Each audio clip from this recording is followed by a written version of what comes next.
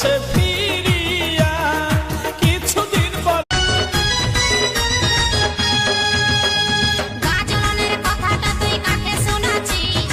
কিসের গরবে তুই এত ধাঁধাছিস? বললো এত ধাঁধাছিস।